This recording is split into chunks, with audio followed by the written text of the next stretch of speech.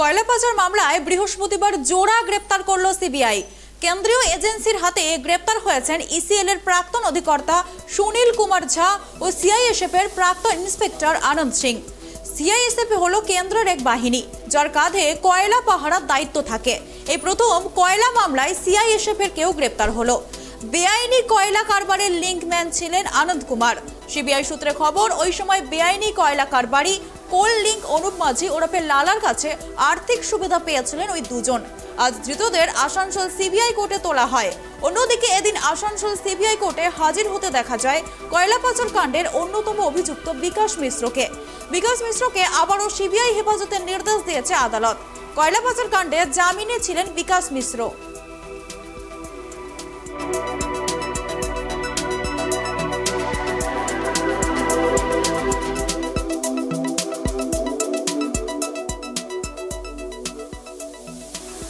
এই বিষয়ে আমাদেরকে আরো বিস্তারিত জানাবে আমাদের সাথে লাইভে রয়েছে আমাদের প্রতিনিধি আকাশ খান।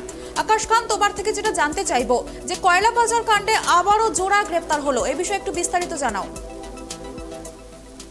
দেখো, যেমনটা তোমাকে বলছিলাম যে ইতিমধ্যে দুজনকে যে গ্রেপ্তার করা হয়েছিল তাদেরকে আসানসোলের যে বিশেষ সিবিআই আদালত, সেই আদালতে পেশ করা হয়েছে এবং ইতিমধ্যেই বিচারক তিনি যেটা জানিয়েছেন যে 4 দিনের জন্য সিবিআই যে হেফাজত, সেই হেফাজতে দুজনকেই পাঠানো হয়েছে। কারণ এটা যেমনটা আমরা দেখছিলাম আদালতের পক্ষে যখন এই সওয়াল চলছিল দুপক্ষের আইনজীবীদের, সেখানে কিন্তু সিবিআই যিনি আইনজীবী ছিলেন তিনি দাবি করেছেন যে কয়লা পাচার যে কাণ্ড, সেই কাণ্ডে এটা আর্থিক যে অর্থাৎ আর্থিক সুবিধা সেটা এই দুজন আধিকারিক সেই সময় নিয়েছিলেন এবং সেই আর্থিক সুবিধা নেওয়ার জন্য এদের চারটিতে নাম আছে এবং তাদেরকে গতকালকে গ্রেপ্তার করা হয়েছিল। আজকে আসানসোলের বিশেষ সিবিআই আদালত সেখানে পেশ করা হয়।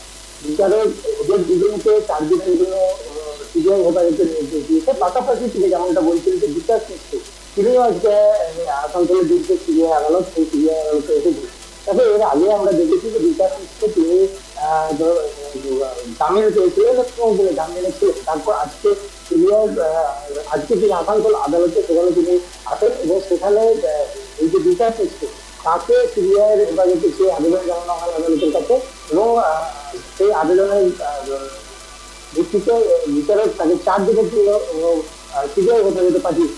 এমনটাই কিন্তু আমরা দেখলাম। অর্থাৎ বলা যেতে পারে একদিকে যেমন গতকালকে ঘোড়া গ্রেপ্তার, সেই গ্রেপ্তারে যেমন 4 দিনের জন্য সিবিআই হেফাজতে হয়েছে, পাশাপাশি বিচার ভালো কিন্তু 4 দিনের সিবিআই হেফাজত দিয়েছে আদালত।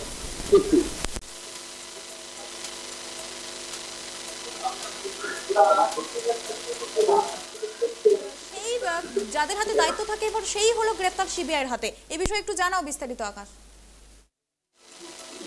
দেখো, যেটা সিবিআইয়ের যে আইনজীবী তাদের যেটা বক্তব্য যে সময় এই দায়িত্বে ছিলেন, অর্থাৎ এই যে সিআইএসএফ আধিকারিক ইন্সপেক্টর বড় আধিকারিক ছিলেন, যে সময় দায়িত্বে ছিলেন, সেই সময় যেহেতু আমরা দেখেছি যে কয়লা যে উত্তোলন করা হয়, সেই কয়লা উত্তোলনের পর সেটার নিরাপত্তার দায়িত্ব, অর্থাৎ সেই কয়লা যাতে কোন রকম ভাবে চুরি না হয় সেটা যেমন সিআইএসএফ সেটার দায়িত্বে থাকে। সিআইএসএফ অর্থাৎ কেন্দ্রীয় যে আধা সামরিক বাহিনী রয়েছে তারা সেটা পাহারার দায়িত্বে থাকে। পাশাপাশি রাজ্য পুলিশ তারাও যে চুরির ব্যাপারটা সেটা তারা দেখেছে।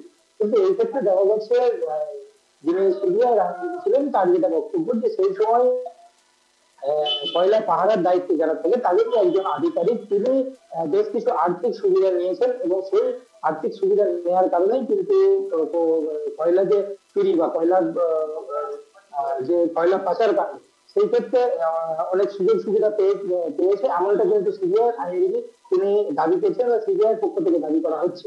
এবং সেই বিষয়টিকে সামনে রেখে আজকে আমরা দেখলাম যে বিচারক তিনি যেটা আদেশ দিয়েছেন, অর্থাৎ 4 দিনের জন্য, অর্থাৎ এদেরকে হেফাজতে নিয়ে সিবিআই আরো বিভিন্ন তথ্য তারা জানতে চাইছে এবং সেই কারণেই তারা 4 দিনের জন্য আবেদন জানিয়েছিলেন এবং অবশেষে যেটা দেখা গেল যে 4 দিন তাদেরকে সিবিআই যে হেফাজত সেটা পাঠানো হয়েছে আদালতের পক্ষ থেকে। ধন্যবাদ আকাশ এই বিষয়ে আমাদেরকে বিস্তারিত জানানোর জন্য।